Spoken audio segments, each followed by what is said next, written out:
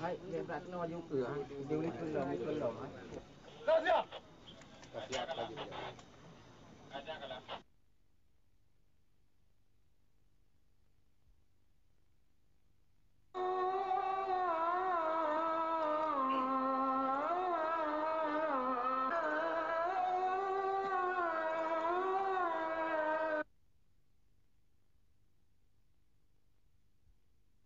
Bedanya harus ada resiko yang berat.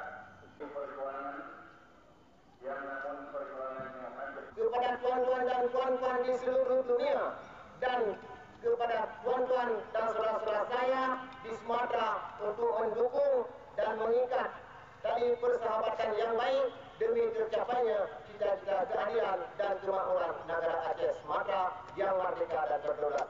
Bangkit di Allah Subhanahu wa Ta'ala.